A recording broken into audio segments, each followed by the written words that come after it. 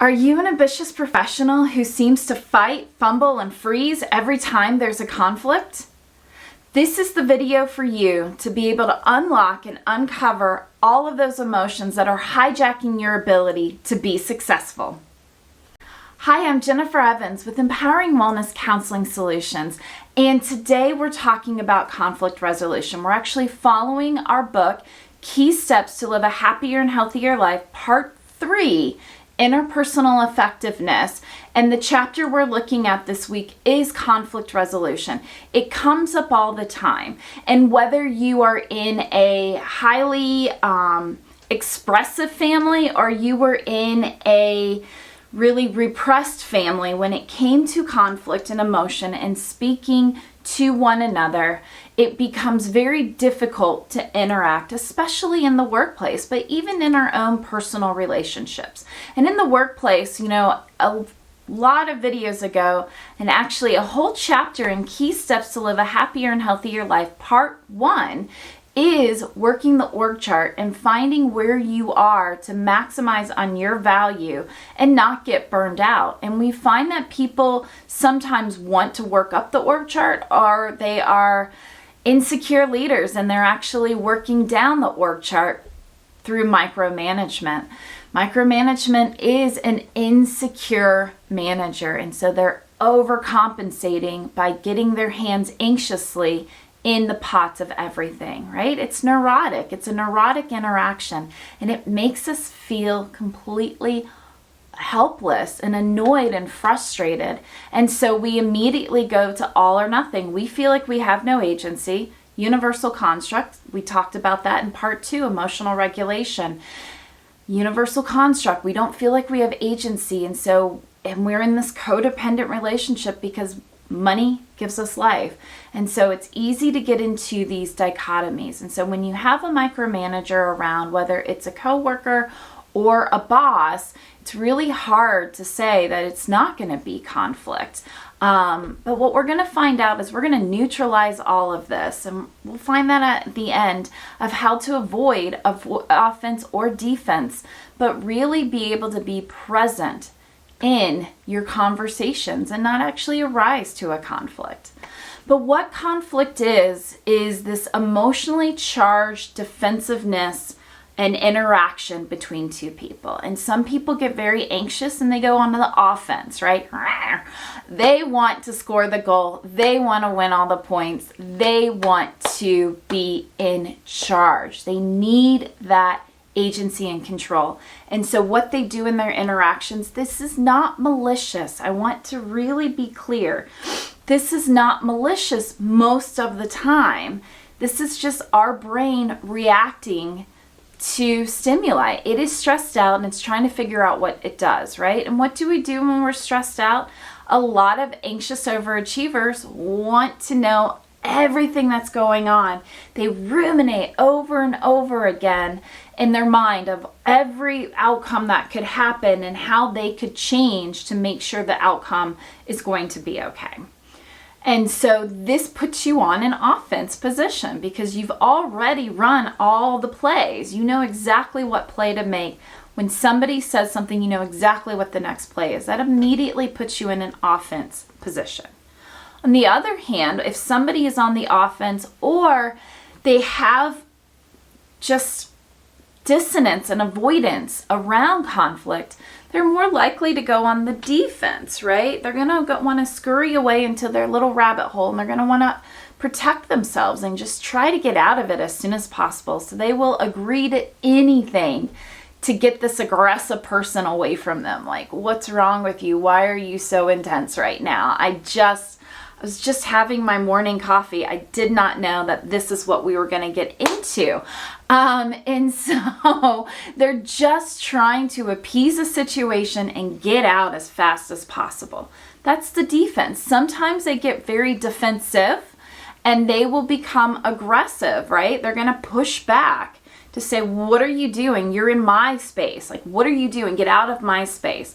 I got to get you out of here. I got to get over to my goalpost. I'm on defense, but I'm a midfielder, right? So I am going to be on defense, but I'm going to push you and get me over into offense. So there's also that piece. And what happens is depending on what our conflict style is and what the dynamic that's been built between these interactions, in couples, we start to find defense against defense, like we're just both defending ourselves, like we just feel so lost and unsafe in having a conversation. So we just come up on the defense on both ends. And sometimes in relationships, we're just so begging for a sense of agency that we're on offense, right? We're both coming at each other offense to offense. All of it is no bueno in a relationship, whether it's working, it's romantic, it's friendship, it's family. These are not healthy dynamics. Offense versus defense, defense versus defense is not healthy ways to interact. And so what we want to do, which we're going to talk about at the end, is find our neutral. And the reason that we get into these situations and we take on these roles is because it triggers and hijacks our emotions. Remember, mastering emotions. It starts in the amygdala. It starts in our temporal lobe, where our perception is, where we are taking in information. And we say, danger, danger, danger, Will Robinson, I'm stressed out. And the amygdala is going up and down that hallway trying to find where have we been here before. And it's going to pull up things from the past, and we're going to be living in the past in order to survive our present. That pulls us into the negative narrative. We are now in perceived reality and having emotional, explicit expressions, right? And then our cognitive distortions will feed the negative narrative and keep us looping in this. And so what we want to do is find healthy assertiveness, not counterproductive aggression. And what that looks like is validating the person, hear the person, know what the person is saying, validate, don't agree, validate, pivot to what you want, set your boundaries, use your I feel statements, own your side of the street. And as you own your side of the street, you are neutralizing the situation. And then what we're going to do is transform defensive reactions into grounded response. Name valid data points. Cognitive distortions, invalid data points come up. Name valid data points. Start naming what is happening in this space. Own your side of the street. That creates a less defensiveness, and instead it creates this neutral zone. We're doing a jigsaw puzzle. Remember that. Go back to that video. I'll have it in the link in the video description. Look at it, call out your space, and then own it. And then allow somebody else to own their space. It will totally diffuse the entire situation. And don't be afraid to have emotional timeouts. Own your peace. Say, I feel as if I am getting defensive. Don't say, you're being so aggressive right now. I don't even know what to do. I feel like I am being defensive. I need to take like a 5-minute break. Can we come back together in 5-10 minutes? What do you think is a good time for us to come back? Take some deep breaths and then really see what we're trying to say to each other. I don't think I can hear you right now. And then our 3-step reset method, which creates a calm when tensions arise. And that 3-step method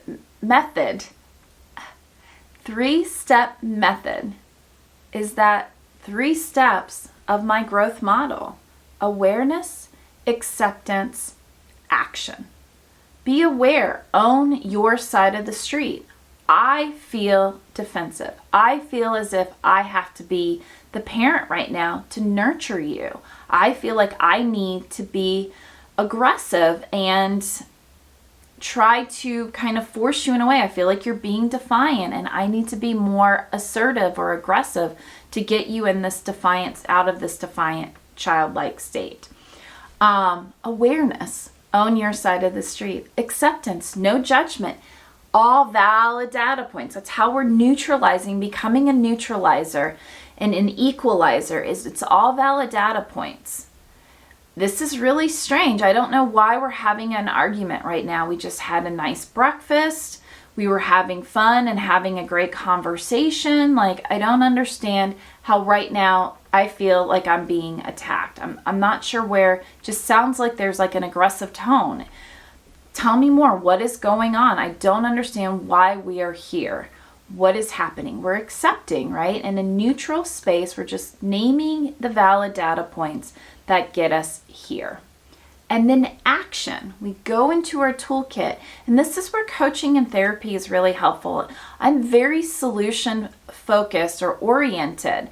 So every single coaching and therapy session comes with homework, and you can't fail it. So if you don't do the homework, you don't do it. But what it does is it gives you concrete actions so that this week you can be more mindful, you can be more aware, you can be more accepting, and you can start using your tools and seeing what works for you and what doesn't work for you. Then we come back to the next session and say, this worked really, really well. This didn't work very well. And we look at what the barriers are, and we get new tools that help you.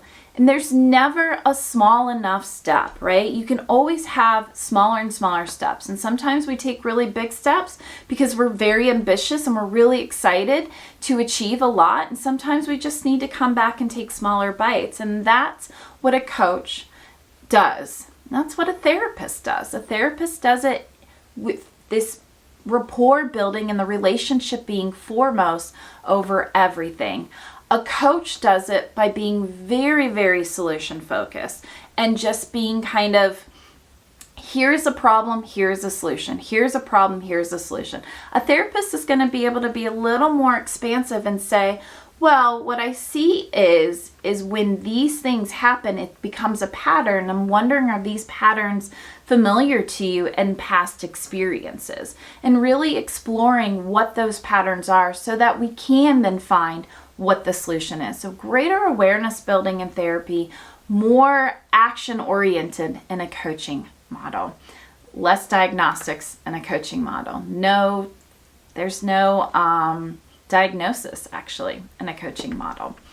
And so as we reset, we are pulling in on these tools so that we can be the most successful. I am Jennifer Evans with Empowering Wellness Counseling Solutions. Go out and get those books, Key Steps to Live a Happier and Healthier Life. They are packed full of ways to be successful, to be your best self, to find a purpose-driven state. Go and get a 15-minute wellness insight. It's free 15 minutes to talk to me and understand what is going on in your life and how I can help you with it. We also have lots of blog articles that go through all of these things. So those 3 steps are going to be outlined in my article on my website, counselingwellnesssolutions.com. So go check it out. Go into the video descriptions. We got tons of links that will take you to all of these things. I'm Jennifer Evans with Empowering Wellness Counseling Solutions. Thank you so much. If you like this, hit the thumbs up, hit the like button, share this with somebody who also is struggling, whether it's with a coworker, a friend, or a relationship, to find what their neutral zone is. And then please subscribe and get more great information on how to live a happier and healthier life, how to empower wellness and value in everyone, usually through a success model for social and emotional intelligence for high achieving professionals and entrepreneurs. Thank you so much.